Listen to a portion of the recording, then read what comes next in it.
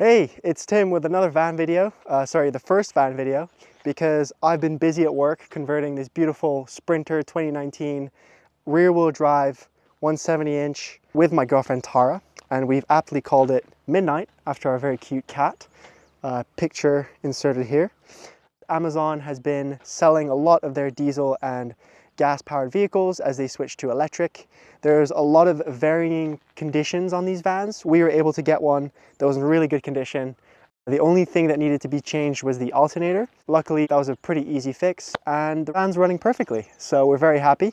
We built the van to travel Canada, which is where we currently are. It's absolutely beautiful, apart from the fact that I'm getting murdered by these black flies. We wanted to be able to boondock, which means semi-off-grid camping. Right now, we're at a beautiful wild spot where this is pretty much all free real estate, as they say. We don't have to pay $60 a night for a campsite, but what that means is that we need to have the equipment in the van that enables us to live off-grid for up to 2 weeks. So the van came equipped with a couple exterior mods, which are these beautiful steps. We've got one here at the entrance, and we've also got one at the back over here. Other than that, the van was pretty bare. There were no windows when we got the van because it was intended for delivery. And so we decided to put 2 side windows on the passenger and driver side at the front. One's on the sliding door here, which has an integrated bug screen. Highly recommend integrated bug screen. Right now is black fly season here in Canada, so I'm getting absolutely eaten alive. Tara, who's filming, is also getting eaten alive. So these are a lifesaver for sure. We've got one on the driver's side over there that you can see. They're completely identical. The other thing that a lot of people don't talk about is they're highly tinted. People cannot see what you're doing inside, and that's one aspect that is surprisingly useful. So this is the entrance to the van.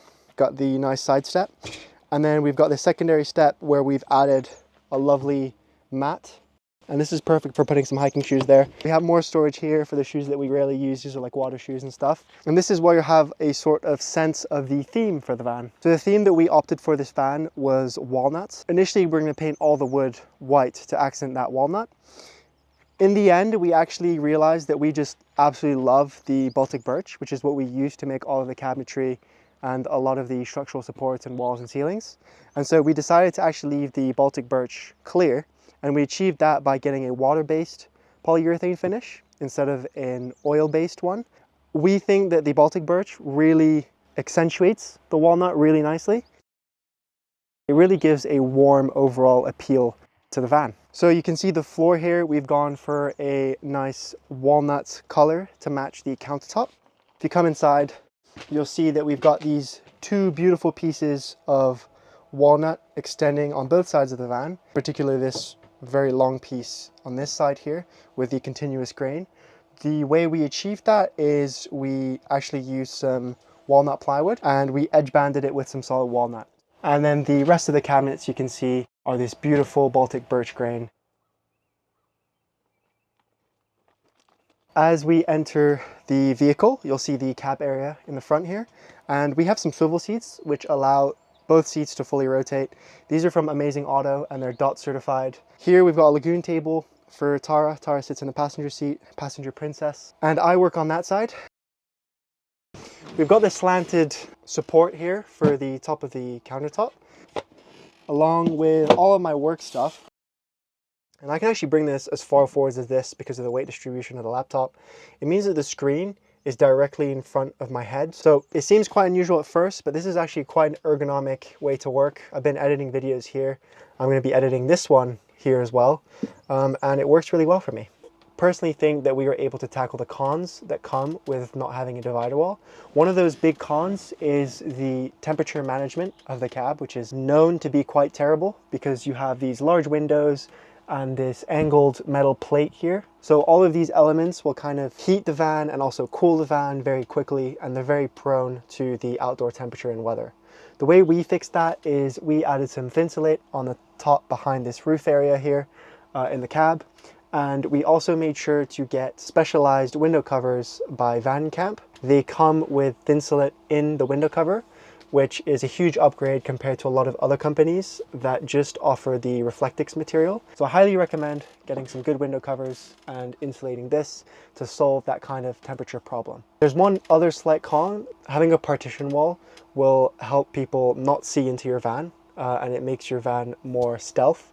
We bought an IKEA blind to solve this issue. We just have some staples here that we take off, and in a matter of seconds we have a fully divided cab so that no one can see inside. This was a good solution to just not have to put the window covers up every time. We wanted to design this van for off-grid living, and for Tara that meant a indoor shower, and that's in this section over here. This is a pretty big commitment of space, and it kind of decided the rest of how the van would look. We decided to not go with a full shower because we wanted the open space. That's kind of the concept we went for on the passenger side. You'll notice we have no cabinets in this section. It's very open and it's very inviting to go and relax and cozy up in the bed. On this side we have all of our storage. We decided to sacrifice some bed space for some extra storage here. We also have the fixed bed, which enables us to have a lot more storage underneath. So let's go into what's under the hood and what's under the wood. Wow, that worked way better than I thought. So I'm going to go into the shower first because I think it's quite a cool feature of the van. So when you open this, you can see some more beautiful walnut on the bottom here. These are frog hinges which actually keep the whole countertop up. And here we've got a beautiful cabinet with invisible hinges that allow this to fully open up, so this whole area is completely open. And here you have the majestic throne, which I spend my whole morning on.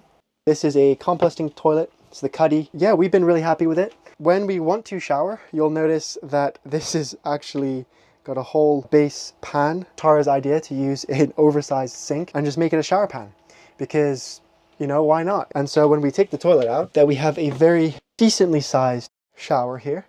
And you may be wondering, how do I shower here right now? Because it's pretty open. We have a magnetic shower curtain that will hook up over here and over here. So one magnet goes on here. So we put the magnets up. Nicely it opens up to reveal your shower. We've got a shower head holder that pops on right here with vacuum suction. We can change out the sink tap for the shower head. And now we've got a lovely shower ready for us to use. Obviously I'm gonna just close this. And these tabs here are also magnetized, so they will just pop on. And that's our shower setup. So far we found it pretty nice. When we're not using it, which is 98% of the time, we can just stow it away and use it as a bathroom. But before I close it up, I wanted to show you how we get into the bed. You'll notice here we have a step that slides out. This step was designed so that we can still use all of the cabinets here. So if I want to close the shower or open the shower, I can step down from the bed, go to the royal throne with the step still there, and then go back into bed. So I really like that feature as well. There we go. So let's close this up. Starting with the sink here, we have a nice wide Sarlay sink from Amazon. We shower with this, but we can also wash off outside if we needed to. Here's a quick demo. Yeah, it's been a lovely sink. We have these extra accessories to make drying up easier. This is our favorite one though. This is an extendable drying rack from IKEA. Very cool. We have the soap dispenser. Some people see this and they think, wow, that's just overkill. But when you're doing the dishes in a confined space and you don't have to reach down and get the soap every time, we cook a lot. So having the soap dispenser, huge pro for us. It's one of those small things that makes a big difference. Coming on to the left side here, we have a induction cooktop. We had a bit of a debate as to whether we wanted to go propane or not. In the end, because we're doing a summer trip where there'll be a lot of sun, we didn't think that propane was necessary for our trip. One thing I will note is that we do have the Max Air fan placed in between the two places we wanted to air out the most, which is the cooking area and then the shower area as well. And we have a nice towel backsplash as well to help with the splashes from cooking. This is our fruit basket. Under here we also have the light switches for the LEDs. We have the overhead and the underhead countertop here. We find that plenty of light at nighttime. and it gives a really nice ambient lighting, which is not too harsh like the puck lights. This is our 115-liter Dometic fridge. We've had no issues with it and we're very happy. We can fit about 2 to 3 weeks worth of food in there. It's been really nice to not have to go shopping every week or so. Over here on the top, we also have a more food storage that I'll go into. But for now, let's start at the end of this cabinet. This is where I put all of my electronics and like gear and tech, etc. We also have the vacuum cleaner in there. This is the only one that doesn't have a handle. A handle on a slanted cabinet would look kind of weird. That's, to be honest, the main reason. All of these other cabinets have these nice curved handles. They're very ergonomic. So we have bloom hinges to adjust the location and as well as the strength of the latch. So if you ever want to make them stronger or weaker, you can adjust them with a screwdriver, which is super nice. So this second one here, we've got a lovely pull-out wooden drawer that Tara made. And this pulls out and we've got all of our cooking utensils. The rest of the space here is for our cooking set. We have our plates, cups, and then on the bottom actually we just use it for dry food storage. So more potatoes, got carrots in there, soda pop, here they call it pop. In this big cabinet, more storage room, we've got a toaster. Toaster was one of those things that I didn't think I would miss as much as I do, but I eat a lot of bread and I love bagels, so I should have seen that one coming. This is actually where we keep all of our laundry at the bottom here, having laundry space. I think it's been mentioned many times, but you're gonna have a lot of laundry. Last cabinet here, a little teensy smally one. We have some safety stuff, so if you ever decide to attack this particular van, we will spray you with bear spray, as well as a foghorn. Oh, and we've got a flashlight, so we've covered all the senses really. We've covered smell, taste, sight, sound. So you're gonna be in a world of pain. No, I'm just kidding, you can come say hi. At the bottom here, we've got some towels. Nice, good quality towels there. Onto the other side here. Here, I also don't have a handle, kind of like the end cabinet there. And that's because when you're getting in and out of bed, I knew it would be a bit of a nuisance if you had this rigid piece of metal going up your butt or your leg. But there's a little tab here at the bottom, which you can very easily open the cabinet with. Inside, you have my 3D printer. It's also where we keep all of the window covers. Having a dedicated spot for those, they take up a lot of space. So very happy to have this cabinet dedicated to them. Stay on the lookout for more 3D printing videos. Our last lower cabinet is this under sink cabinet here, which has a beautiful pull-out bin. This is really useful when you're cooking. It stores under the sink pretty well and then it slides out. On the side here, we also have space for our cleaning products. We've got some nuts in there for some reason. The nuts are not supposed to be there. So yeah. And that pretty much sums up all the lower cabinets. Now let's move on to the exciting upper and back cabinets. So this one in the back here is for all of our clothes. And this one here is for our food. And we decided to go with sliding cupboards just to minimize the amount of times you're going to knock yourself in the face with a cabinet door. And these are made out of Baltic birch 1/2 inch, and they're just about heavy enough so that they'll actually stay open or stay shut when you're driving, and they're easy enough to open with the push of a finger. Spices, Biscoff, which is an absolutely essential for van life if you want to live a little.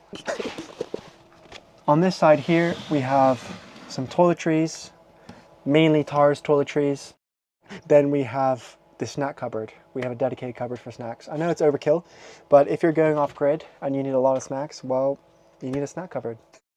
And I kind of wanted to go more into why we have this setup. I don't know if you guys can see, but I'm a pretty relatively tall guy, and the Sprinter is one of the lower high roof vehicles. So in order to maximize height, I'm 6'4". One of the things that we did when we built this van is we actually didn't use any subframing, meaning that behind this plywood you have the bare metal of the van. We thought that this was a good way to save space and also increase rigidity, so we just have riv-nuts with countersunk screws, and that's how we built all the walls and the ceiling. What that allowed us to do is have a little bit more space on the sides. We're saving about 4 to 5 inches there, and we're able to actually have a full-sized XL bed in the back. Means that I can fit on there and my toes don't hang off, so it's very, very comfortable for someone who's 6'4". Lengthways was the only real way to do it in a Sprinter. Right next to the bed we conveniently have the wardrobe, which is one of the unique features of the van, because we haven't seen many other conversions that have this. And I think most of that reason is because they're worried about bed space. Because we haven't used framing and we've had that extra space to play with on the sides, we were able to fit this in along with the full beds. And we really like having all of our clothes next to the bed. So the first thing you do when you get out is you get dressed. And you'll notice that here we have all of our gauges as well, conveniently placed. We can shut them when we're sleeping. And when we want to have a peek at our batteries, heated floor, hot water, gray water, fresh water, and then this is our water pump and our gray water solenoid, which opens the gray water, empties it automatically. All of this is very accessible, both from the bed and from the front section of the van. In the back of the cabinet here, we've actually left some storage space, and this is really useful for actually putting the window covers. So window covers during the day, and then at night we have these big cushions, which you're probably thinking, why do you have so many cushions? It's really nice to lay back here and watch movies. Sometimes we eat dinner here. A really cozy little space. And the other thing I want to mention, which you probably have noticed by now, is the skylight, which is right here. This lets in a lot of natural light. Also has bug screen and a shade for sleeping. Everything's dark now. But yeah, we really like this. If you really want to, we haven't done it yet, but you can go up onto the roof through here, which is quite nice. Let's go and see the garage section of a van, which is under the bed. So welcome to the back of the van, where we have the garage. This is the beautiful garage. We have the electronics on this side with the batteries, and we have the plumbing on that side, and plenty of space for storage. Storage was very important to us. If you jump over here, you can see all the stuff that we put in our van. We emptied it just for you, and we could actually fit more than this if we really wanted to. Anyway, before we get into the rest of the electronics and plumbing, I just wanted to talk about the bed, which is actually a boulder mat with a mattress topper on there. If you did want to switch this out to a full bed or a full XL bed, you can, but we decided to use a boulder mat because we're avid climbers.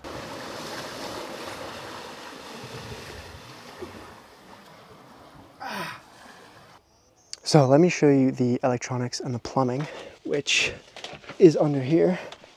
So very cozy under here, lots of space. If you want to store a small child, you can. We've got 500 amp hours of battery capacity at 12 volts. We've got a very juicy Victron 2000 watt inverter, which is plenty for the hot water as well as the induction cooktop. And over there you can see our very neat electronics, which I guess is subjective. But we've got the Victron components for the solar charger and the DC to DC battery charger. I haven't mentioned the solar charger yet. So we actually have 3 200 watt panels on the top of our roof, and they are Renogy N-type panels. We have breakers and fuses for pretty much all of the separate systems. This is our breaker system for our AC circuit. One of the things that it's powering is the water heater, which is right over here. This is a 7-gallon water heater. For a couple, it's, I'd say, the perfect amount, and it fits really nicely behind the water tank. You can see all the plumbing here and the huge, massive 36-gallon freshwater tank. So we do have a lot of water capacity for this van. We kind of fitted all of the plumbing between the water heater and the freshwater tank.